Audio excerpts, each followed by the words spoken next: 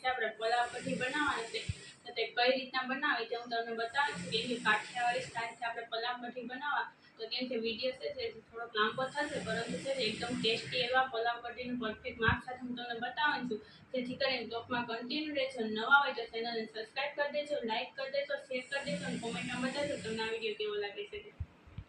આજે આપણે પુલાવ બનાવવાનું છે તો પુલાવ બનાવવા માટે થઈને અહીં આપણે આ ચોખા લીધા છે તે સાફ કરી અને ધોઈને લીધા છે તો જે આપણે ચોખા છે તો અહીં આપણે આ છે તે મોટા છે તે 1.5 કપ જેટલા આપણે છે ચોખા લીધા છે તો તેનાથી આપણે છે તે કેટલું આપણે મિષ્ટાન રાખવું છે તે પ્રમાણે છે ને આપણે છે ને અહીં આપણે છે તે જેટલા આપણે ચોખા લીધા હોય છે તેનાથી અડધા ભાગનો આપણે છે તેની અંદર આપણે ગોળ ઉમેરવાનો તો ગોળ ઉમેરવા માટે થઈને પહેલાં તો આપણે ગોળને છે તે એક તપેલીની અંદર આપણે નાખી દેવાનું છે આ રીતે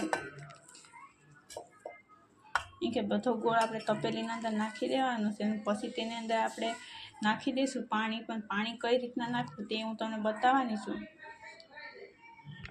અહીં આપણે બધો ગોળ છે તે નાખી દીધો છે તો હવે તેની અંદર આપણે છે તે પાણી લેવાનું છે કેમ કે પાણી આપણે તેમાં કેટલું નાખવું તે હું તમને બતાવી દઉં છું। તેના માટે થઈને પહેલાં તો આપણે જેટલા ચોખા લીધા છે તેટલું પાણી આની અંદર આપણે ગોળ આપણે ઉગાડવામાં નાખી દેવાનું। અહીં આપણે છે તે 1.5 કપ જેટલા ચોખા લીધા છે તો 1.5 કપ આપણે છે તે પાણી ગોળને ઓગાળવામાં નાખી દઈએ અને તેને આપણે પહેલાં તો હાથની મદદથી છે તેને આ રીતના આપણે ઓગાળી નાખીએ અને પછી આપણે પુલાવની પ્રોસેસ કરશું તો પુલાવ આપણે કઈ રીતના બનાવવાનો છે તે આપણે આ રીતના સરસ મજાનો આપણે ગોળ છે તેને હાથની મદદથી ઓગાળી નાખીએ। અહીં તમે જોઈ શકો છો કે આપણો છે તે ગોળ સરસ મજાનો છે તે ઓગળી ગયો છે તો હવે આપણે આગળ છે તે કઈ રીતના પુલાવ કરવો તે હું તમને બતાવું છું। પુલાવ બનાવવા માટે થઈને અહીં આપણે છે જે કુકર લીધું છે તો કુકરની અંદર પહેલાં તો આપણે છે તેની અંદર આપણે ઘી એડ કરી દઈશું। ઘી અહીં છે તો આપણે મોટા છે તે 2 ચમચા જેટલું આપણે ઘી નાખી દઈશું કે આ દેશી ઘી છે એટલા માટે થઈને અને જો તમે ઘીની જગ્યાએ છે તમે તેલનો પણ યુઝ કરી શકો છો પણ વધારે પ્રમાણમાં જો ઘીનો યુઝ કરો છો તો આપણો પુલાવ છે તે એકદમ ટેસ્ટી એવો બને છે। તો અહીં આપણે છે તે ઘી નાખી દીધું છે આ રીતે અને ઘીને ઓગળવા દેશું। ઘી ગરમ થાય એટલે તેની અંદર આપણે નાખી દઈશું કઈ વસ્તુ નાખવી તે અહીં આપણે છે તમે જોઈ શકો છો કે ઘી ગરમ થઈ ગયું છે તો તેની અંદર આપણે છે તો હવે જીરું તમે નાખતા હોય છો તો જીરું છે તો આપણે તીખા ભાતમાં ન ખાતું હોય છે પણ તો આપણે છે તો પુલાવ બનાવીએ છીએ તો તેના માટે થઈને અહીં આપણે છે તે 1.5 ચમચી જેટલું આપણે છે તે વરિયાળી એડ કરવાની છે। અહીં આપણે છે તે 1.5 ચમચી જેટલી આપણે છે તેની અંદર આ રીતે વરિયાળી નાખી દઈશું અને વરિયાળી થાય એટલે તેની અંદર ફરી આપણે છે તેની અંદર આપણે આ રીતે તજ અને લવિંગને રાખ્યા છે તે નાખી દેવાના બાદિયા એડ નથી કરવાના અને વરિયાળીને આપણે સરસ મજાની છે તેની અંદર પકડવા દેવાની છે ઘીમાં। અહીં તમે જોઈ શકો છો કે વરિયાળી છે તે સરસ મજાની છે તે થઈ ગઈ છે તો તેની અંદર આપણે તે ગોળનું પાણી આપણે રાખ્યું છે તે નાખી દઈશું। પહેલાં આપણે 1 ચમચા જેટલું પાણી નાખશું અને પછી નાખી દઈશું વધારે આ રીતે હવે આપણે ગોળનું પાણી કરેલું છે તે બધી નાખી દઈશું એકસાથે। હવે આપણે તેની અંદર પાણી પણ નાખવાનું છે તે કેટલું નાખવું તે હું તમને બતાવી દઉં છું। અહીં આપણે પાણી છે તેની અંદર આપણે છે તે જેટલા આપણે ચોખા લીધા છે એને ડબલ ગરમ પાણી નાખવાનું એટલા માટે થઈને પહેલાં તો આપણે એક છે તે જેટલા ચોખા લીધા હતા એટલું પાણી છે તે પહેલાં તો આપણે નાખી દીધું છે ગોળમાં એટલે હવે છે તે આપણે ડબલ ગણું નાખવાનું છે એટલે કે આપણે અહીં આપણે છે તે 1.5 કપ ચોખા લીધા હતા તો પહેલાં આપણે 1.5 કપ ગોળમાં નાખ્યું હતું પાણી અને હવે છે તે આપણે 1.5 કપ આપણે નાખી દીધું ને હજી આપણે 1.5 કપ જેટલું પાણી નાખવાનું છે એટલે છે તે આપણો પુલાવ છે તે સોફ્ટ એવો આપણો પરફેક્ટ જ બને છે નકર છે તે પુલાવ છે તે કાચું રહી જતું હોય છે અથવા છે તે પુલાવ બનવામાં છે તે અમુક ક્યાંય છે તે અમુક ઓલું થઈ જતું હોય છે એટલે પુલાવ સરસ મજાનો સળતો નથી। તો અહીં આપણે છે તે પરફેક્ટ એવા હશે તો માપ સાથે છે તે પાણી નાખી દીધું છે આ રીતે ને હવે છે તેને આપણે ઉકળવા દેવાનું છે સારી રીતે। હવે અહીં તમે જોઈ શકો છો કે આપણે છે તે પાણી છે તે થોડું ઘણું ઉકળી ગયું છે તો તેની અંદર અહીં છે તે આપણે દ્રાક્ષ અને છે તે આપણે કાજુ નાખવાના છે તો કાજુ આપણે કટ કરી રાખેલા છે અને દ્રાક્ષ છે તો અહીં આપણે છે તે 10 થી 12 જેટલી દ્રાક્ષ નાખી દીધી છે આ રીતે ને હવે છે તેની અંદર આપણે છે તે ચોખા પણ નાખી દેવાના છે આ રીતના આપણે જે ચોખા લીધા છે તે પણ નાખી દઈએ આ રીતે અને પછી છે તેને આપણે છે તે સરસ મજાનું છે તે હલાવી નાખશું। હવે આપણે છે તે બધા ચોખા નાખી દીધા બાદ તેને આપણે સારી રીતના આપણે આ રીતે હલાવી નાખવાનું છે. અને હવે છે તેની અંદર આપણે ઢાંકવાનું છે તે પેક કરી દઈશું આ રીતે. અને તેને પેક કરી અને તેને આપણે છે તે આપણે 5 સીટી જેવું થવા દઈશું, એટલે છે તે પરફેક્ટ આપણે સડી જશે પુલાવ. અહીં આપણે છે તે પુલાવ સડે છે ત્યાં સુધીમાં આપણે કઢી બનાવવાની છે. તો કઢી કઈ રીતના બનાવી તે હું તમને બતાવું છું. પુલાવ સાથે કઢી હોય તો એકદમ ટેસ્ટી લાગે છે. તો તેના માટે થઈને આપણે છે તે 1 કપ જેટલો આપણે છે તે ચણાનો લોટ લીધો છે. હજી આપણે તેની અંદર આપણે છે તે અડધી 1 કપ જેટલો નાખી દઈએ. અહીં આપણે 2 કપ જેટલો આપણે છે તે ચણાનો લોટ નાખી દીધો છે. ને હવે તેની અંદર આપણે છે તે છાશ નાખવાની છે. કઢી બનાવવા માટે ઘણા છે તે લીંબુનો યુઝ કરતા હોય, પણ લીંબુ કરતાં વધારે છે તે આપણે છાશનો યુઝ કરીએ તો વધારે સારું, કેમ કે છાશથી છે તે એકદમ છે ટેસ્ટી એવી કઢી બને છે. તો અહીં આપણે છે તે એકદમ ખાટી છાશનો યુઝ કરવાનો છે. તો તેના માટે થઈને આપણે છાશ અહીં આપણે છે તે જેટલો આપણે છે તે લોટ લીધો હોય છે તેનાથી છે તે ડબલ ગણી આપણે છાશ લેવાની. બહુ ખાટી હોય તો તમે છે તેને અંદર પાણી પણ વધારે એડ કરી શકો છો. તો અહીં આપણે છે તે આપણે 2 કપ જેટલો છે તે આપણે લોટ લીધેલો છે. તો અહીં આપણે છે તે આપણે નાખી દઈશું આપણે 4 કપ જેટલી આપણે છાશ નાખવાની છે આ રીતે. અને તેની અંદર હવે આપણે પાણી પણ નાખવાનું છે. અહીં આપણે લોટ લીધો છે એટલે ખાટી છાશ છે એટલા માટે અહીં આપણે 2 કપ જેટલું આપણે છે પાણી આ રીતે આપણે એડ કરી દઈશું. અને છતાં પણ એવું લાગે કે ખાટી છે તો તમે છે તે વધારે પણ તમે તેની અંદર નાખી શકો છો પાણી. અહીં આપણે છે તે પહેલાં તો આપણે છે સારી રીતના લોટને છે તે છાશ સાથે એકદમ મિક્સ કરી લઈશું. અને પછી ટેસ્ટ કરશું, ખાટી લાગે છે તો પછી આપણે ફરી પાછું આપણે તેની અંદર પાણી નાખી દઈશું. અહીં તમે જોઈ શકો છો કે આપણું છે તે લોટ છે તે છાશ સાથે એકદમ મેચ થઈ ગયું છે, પરંતુ છે તે ઘટ છે એકદમ, એટલે તેની અંદર અહીં આપણે છે તો થોડુંક આપણે પાણી એડ કરી દઈશું.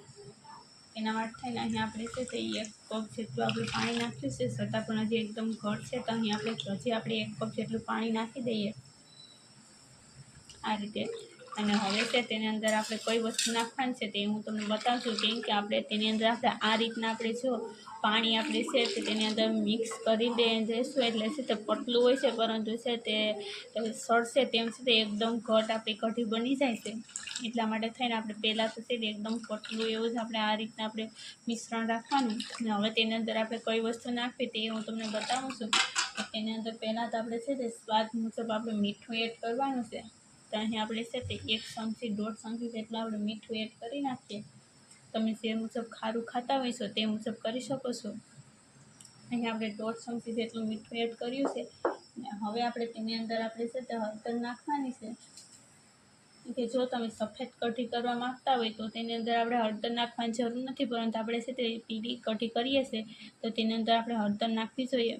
તો અહીં આપણે છે તે 1/2 ચમચી જેટલી આપણે હળદર નાખી દીધી છે. અને હવે તેને સારી રીતના મિક્સ કરી દઈશું આ રીતે.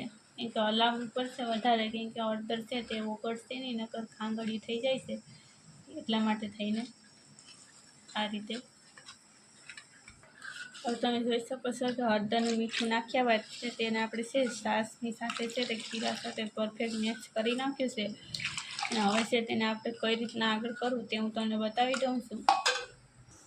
અહીં આપણે કઢીનો વઘાર કરવા માટે અહીં આપણે તપેલીને છે તે ગેસ માથે મૂકી દીધી છે. અને તેની અંદર અહીં આપણે છે તે 2 ચમચી જેટલું આપણે તેલ નાખવાનું છે આ રીતે. કેમ કે આમાં તેલ આપણે ઓછું જોઈએ છે. હવે આપણે તેલ છે થાય એટલે તેની અંદર પછી આપણે કઈ વસ્તુ નાખવાની, તેલને થવા દઈએ પહેલાં તો. અહીં આપણે છે તે તેલ ગરમ થઈ ગયું છે. તેની અંદર અહીં આપણે છે તે રાઈ દીધી છે તે નાખી દઈશું. 1 ચમચી રાઈ નાખી દઈએ. અને રાઈ નાખ્યા બાદ તેની અંદર આપણે છે તે રાઈ કકડે એટલે તેની અંદર આપણે છે તે જીરું નથી નાખવાનું, પરંતુ જીરુંની જગ્યાએ છે તે આપણે વરિયાળી લીધી છે તે આપણે નાખી દેવાની છે. કેમ કે વરિયાળી આપણે નાખશું કે કઢીમાં તો એકદમ ફ્લેવર આવી જશે. અને આપણી રાઈ કકરી ગઈ તો તેની અંદર આપણે છે તે વરિયાળી નાખી દેવાની છે. અને વરિયાળી નાખ્યા બાદ અહીં આપણે છે તે તજ ને બાદિયાને લીધા છે તે પણ નાખી દેવાના છે આ રીતે, એટલે બંને એક સાથે કકડી જાય. અહીં આપણે છે તે સરસ મજાનું વરિયાળી કકડી ગઈ તેની અંદર આપણે મરચાં નાખી દઈશું. કટ કરીને રાખ્યા છે તેને કકડવા દઈએ. મરચાં નાખ્યા બાદ તેની અંદર આપણે લીમડો નાખી દઈશું આ રીતે. હવે તેની અંદર આપણે છે તે કઢી છે બનાવવા માટે થઈને આપણે જે છાશને ધોઈને નાખ્યો છે લોટ તે નાખી દેવાનો છે આ રીતે. કેમ કે આ રીતના આપણે બનાવીએ છીએ તો એકદમ ટેસ્ટી એવી જ આપણી કઢી બને છે. હવે તેની અંદર આપણે છે તે બધી નાખી દઈશું જે આપણે લોટ ધોઈને રાખી છે છાશમાં તે આ રીતે.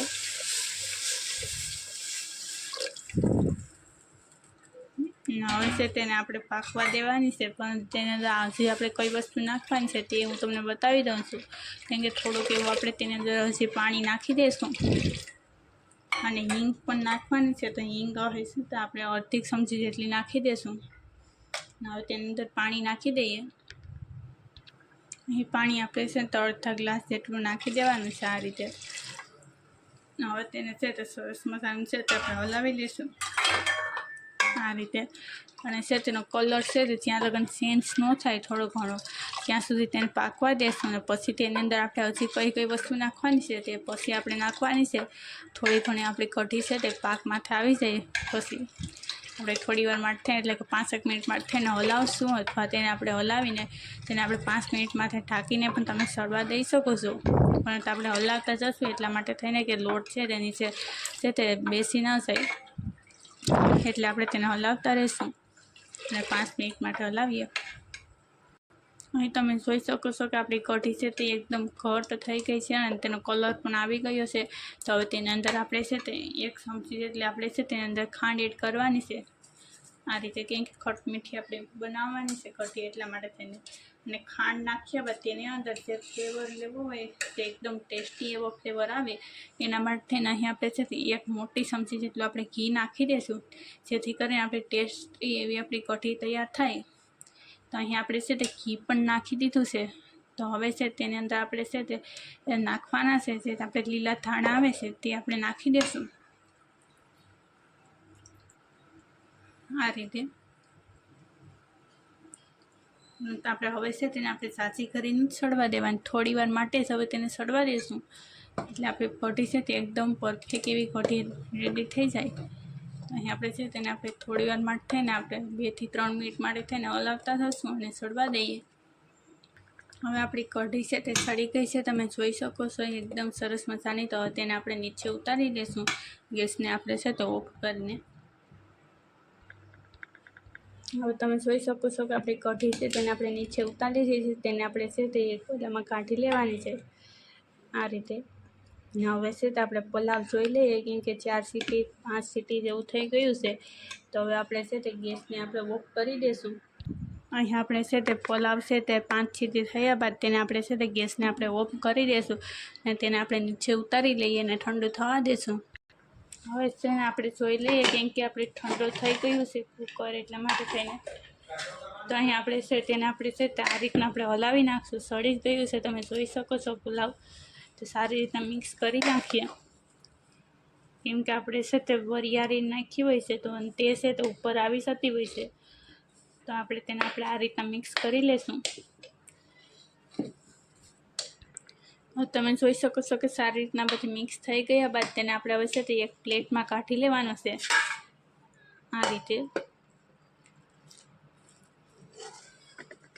આ રીતના તમે પણ ચોક્કસ બનાવજો કેમ કે એકદમ ટેસ્ટી એવો જ આપણો પલાવ બને છે.